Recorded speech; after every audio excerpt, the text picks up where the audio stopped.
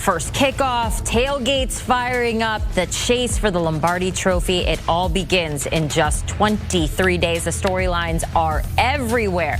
And that brings us to BMAC's playoff prediction. Our Super Bowl champ, NFL analyst Bryant McFadden here with his NFL playoff prediction. Who does he see coming out on top? Any dark horses? Well, let's ask the man. All right, we got BMAC joining us back here on HQ. So the AFC, we're going to start over there. This bracket is it's always a tough one. And there's one thing I need to ask you about, and I'm not calling you a homer here, but what makes you believe that Pittsburgh belongs in the playoff mix this year, my guy? Well, they went to the playoff last year with Russell Wilson leading the way. And clearly, he didn't have any pizzazz left. But they found a way to get the things done.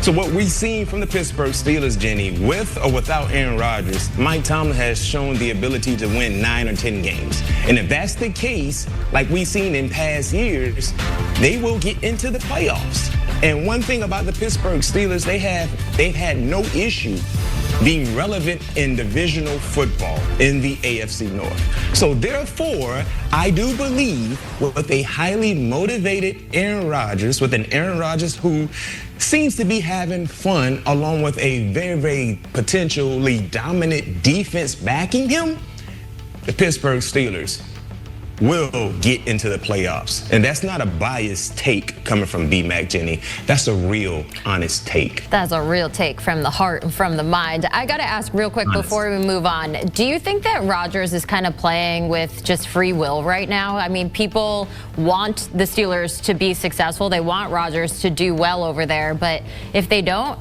it's like, we tried. What do you think is going on in his mind? I think he wants to have fun. He really wants to have fun, and he still has that itch and that desire to compete for a championship. And the Pittsburgh Steelers wanted him as well. So I think Aaron Rodgers is going into this final year of his career, number one, wanting to have fun, but also trying to accomplish another championship-like year. And he believed both things could happen in Pittsburgh.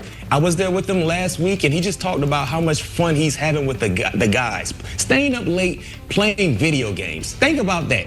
Aaron Rodgers is in his 40s, and he's staying up late playing video games. Not because they are forcing him to do that, but because he wants to, because he loves the camaraderie that they're creating there in St. Vincent Latrobe. All right, we'll see. Got to play some video games. Maybe that's the thing. Just like chill a little bit. See what happens. I like this next one. Tell me more what you love about this Patriots team. Year one under Vrabel. What do you think is going to happen?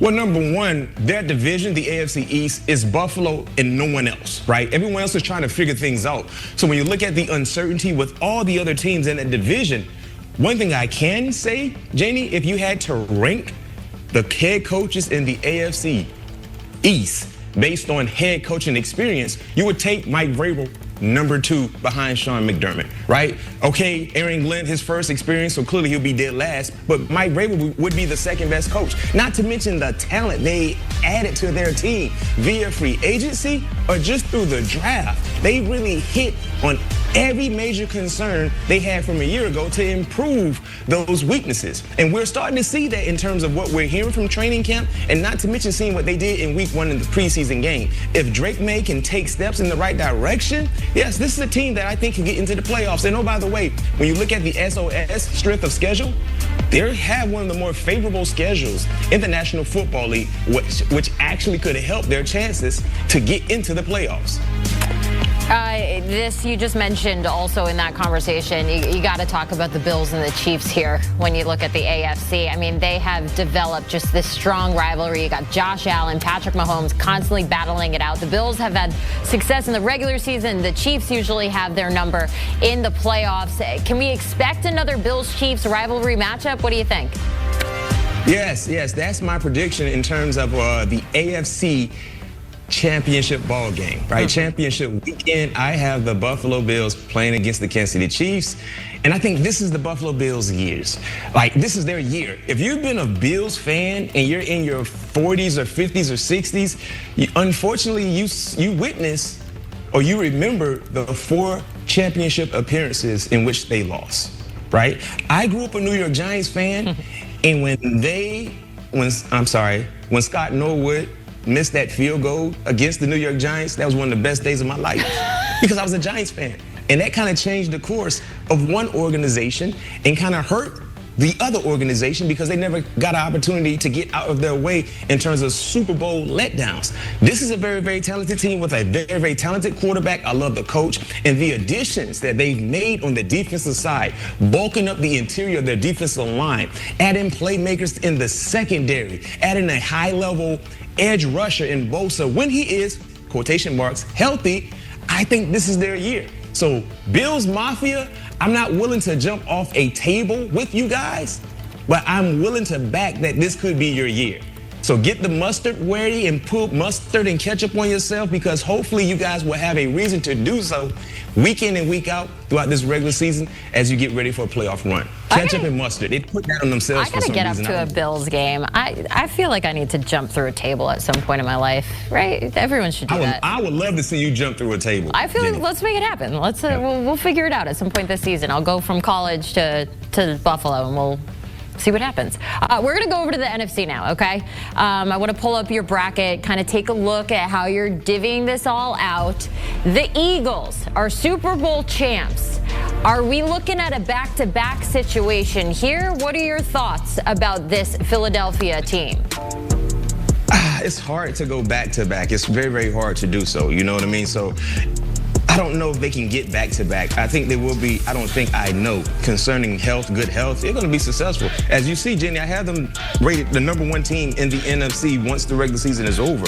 But I don't know if they could get all the way back to a championship-like opportunity in San Francisco because it's hard. It's hard. You have that target on your back. When you win that championship, I mean, everyone is gunning for you. Everyone is going to give you their best effort, along with understanding and knowing this will be a new offensive, not structure, but anytime you have a new coordinator in place, sometimes that can kind of shake up things a little bit. But if they got to that level again, I'm not surprised. But just for my prediction right now, I have them the #1 seed in the NFC, but I don't have them getting to the Super Bowl. Ooh, a little sneak peek at what we're going to be talking about in a few seconds. I want to keep it right now and talk about the Niners. Bouncing back, you think, after a down year in 2024, 6-11 last season. What do you expect in 2025? Well, I have the Niners solely in my playoff bracket in the NFC, just assuming really, really good health, right? That was an issue for their letdown of a year in 2024. Injuries to so many contributors throughout their team, offensively and defensively, major playmakers, right? But if they're healthy, you don't question the talent they have on their team. When they're healthy, you don't question their ability to win ball games and do so in an entertaining fashion. So I think this is their year. I think they will find a way to get back into the playoffs. But like I said, I'm making this prediction with the Niners, assuming they will have a good, clean bill of health. When you look at this NFC Championship matchup and what you can expect, who do you got going head-to-head? Tampa Bay, the Buccaneers, against the Los Angeles Rams. Ooh. And hear me out with this. The reason why I'm predicting this matchup in the NFC Championship game is #1, look at what both teams did a year ago. With so many adverse situations they were dealing with, they found ways to overcome those said situations. #2,